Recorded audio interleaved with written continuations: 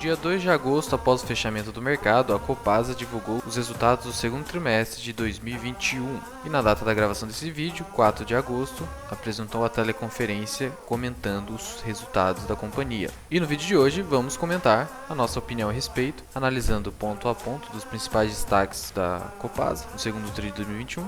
Então vamos ao vídeo.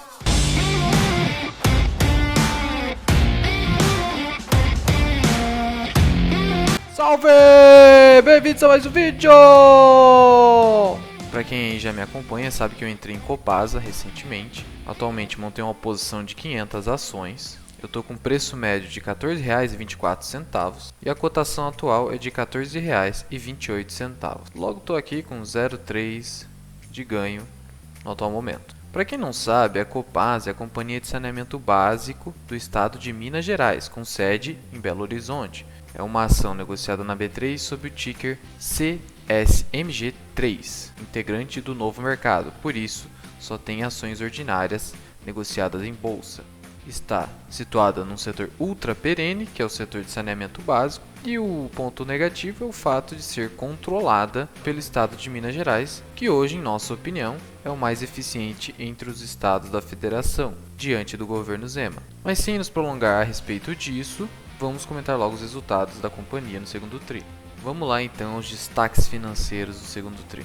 Ponto positivo, a receita líquida da empresa está crescendo. Como você pode perceber, nessa linha azul mais claro, é a receita líquida referente ao segundo tri de 2019, a do meio, segundo tri de 2020 e essa mais escura, segundo tri de 2021. Há uma evolução muito clara aqui da receita, na casa dos 9,9%. Isso é importante porque significa que os investimentos da Copasa estão rendendo frutos, que é justamente o crescimento da sua receita. Paralelamente a isso, de forma também positiva, os custos não estão crescendo proporcionalmente à receita líquida.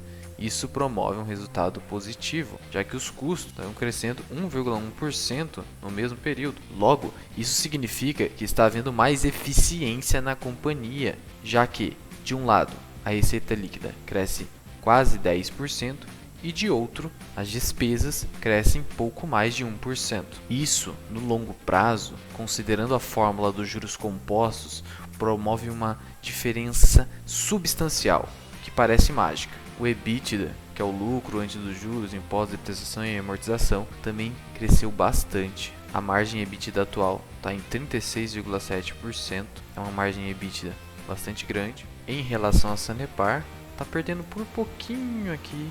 E a gente já fez um vídeo sobre isso entre Copasa ou Sanepar. Você vai ver que elas são ótimas empresas e é até muito difícil você optar entre qualquer delas. Outro ponto positivo foi o crescimento do lucro líquido, de forma substancial. Cresceu 62% em relação ao mesmo período do ano passado. Como vocês sabem, a receita da companhia se resume água, esgoto e resíduos sólidos. Houve um crescimento de 9,9%. O EBITDA aí, chegando a quase 500 milhões de reais no período e um lucro líquido de 237 milhões de reais. Você pode ver que a empresa está fazendo sua lição de casa, só reforçando a eficiência na gestão da companhia. Mesmo com toda essa margem EBITDA e crescimento do lucro líquido ajustado, a companhia não tem deixado de investir. E aqui está o seu CAPEX, que é a métrica que mede justamente os investimentos realizados pela companhia. No total foram 339 milhões de reais. Isso no semestre todo, tá? Não é apenas no trimestre, mas ainda assim é um investimento bastante significativo e ela tem aí o seu programa plurianual de investimentos, que você pode ver que dá uma média aí de 1,2 bilhões de reais até 2025. Isso só significa que a empresa não quer ficar estagnada no tempo, ela quer crescer, por mais que seja uma empresa do setor perene.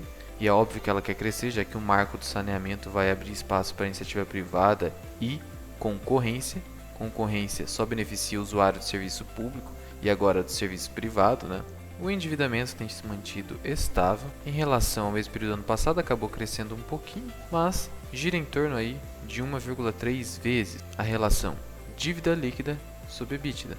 Isso significa o seguinte, que em menos de um ano e 6 meses, considerando os resultados operacionais, que a companhia tem apresentado e o que ela tem de disponibilidade de caixa, ela consegue quitar todas as suas dívidas. Isso é um endividamento muito controlado para o setor, tá? Então não se preocupe com esse endividamento, até porque a empresa está investindo, não está queimando caixa à toa.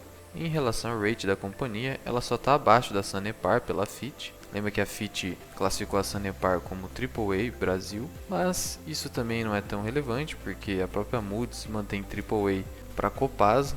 Como você pode perceber, são empresas, além de estarem situadas no setor perene, elas são empresas perenes. Porque para pensar, não adianta nada uma empresa estar num setor perene se ela, considerando seus históricos de resultados, não são perenes. É o que acontece com as empresas do setor aéreo. O setor aéreo é perene, mas as empresas não.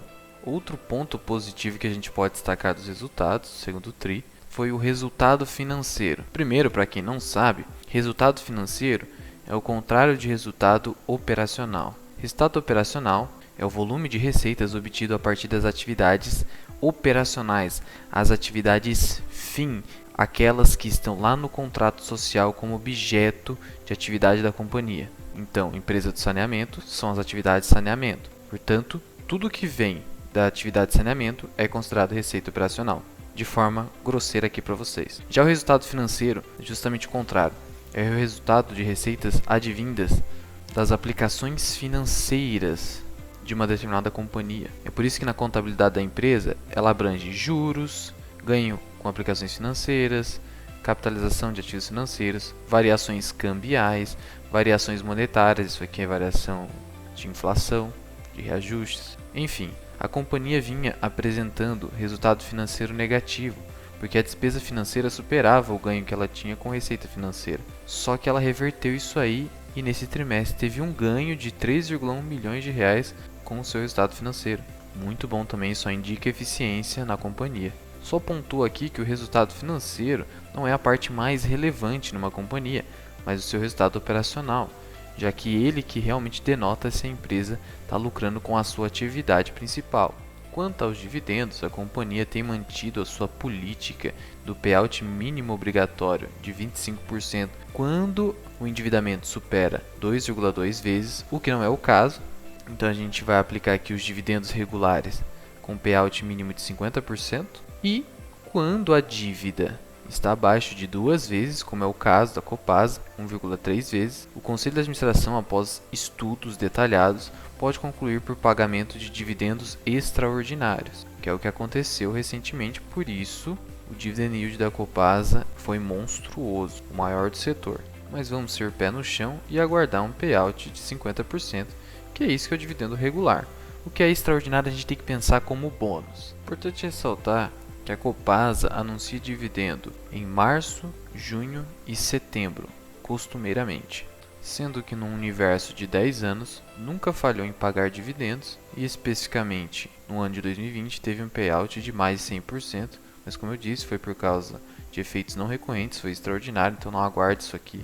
Em relação à projeção de lucros para o ano de 2021, se a gente projetar esse saldo de 456 milhões para mais 2 trimestres, a gente vai ter mais de 900 milhões de reais de lucro líquido no ano. Representará um lucro superior a 2020.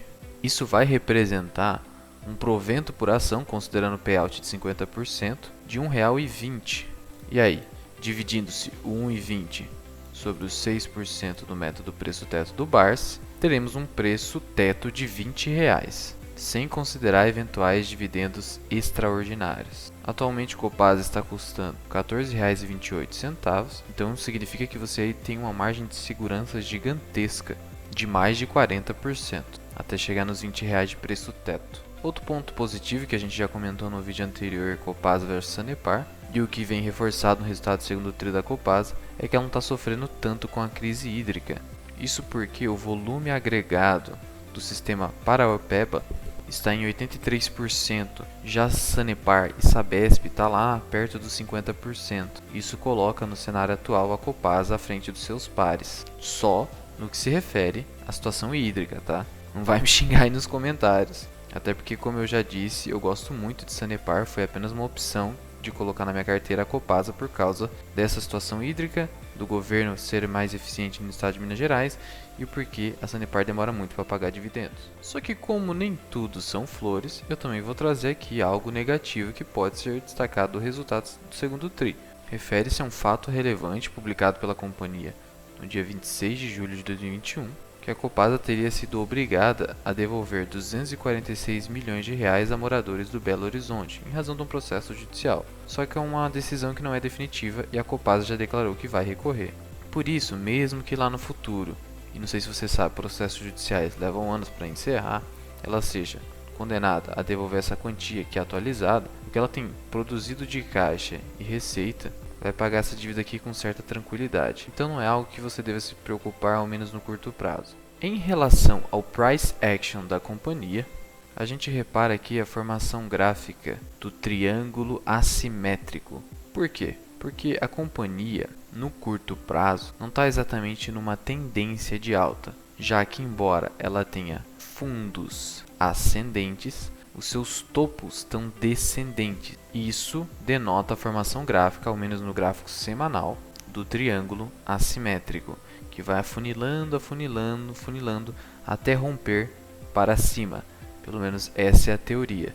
Rompendo para cima, inicia-se, enfim, a tendência anterior do gráfico, que no caso é uma tendência clara de alta, como você pode perceber aqui no gráfico mensal desde 2016. E no curto prazo, podemos perceber que a companhia deixou aqui um candle de compra, um candle comprador, aparentemente um sinal de reversão para respeitar essa linha de, entre aspas, tendência de alta, para continuar o andamento regular do triângulo assimétrico, para enfim, com seu afunilamento final, romper para cima.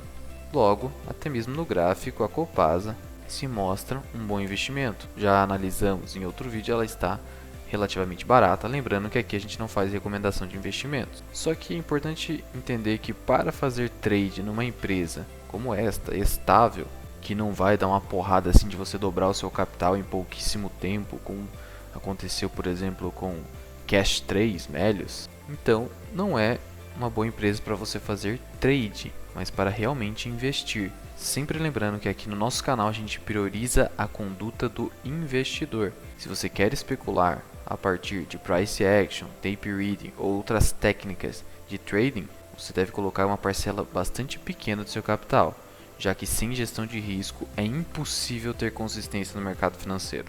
No mais é isso, pessoal, não deixa de se inscrever no canal para acompanhar todos os vídeos novos. Eu vou comentar aqui os principais resultados das ações da minha carteira, mas só aquelas que vocês querem saber, né? Porque tem ação aqui que vocês não querem saber. E eu tô aqui para trazer o que o meu público quer, eu não quero me agradar, obviamente. E não deixa aí de comentar também o que você achou do resultado de Copasa para o segundo trimestre. E muito obrigado por ter ficado comigo até aqui. Eu sou o Luan, esse aqui é o canal Mirai Investing. Até o próximo vídeo. Fui!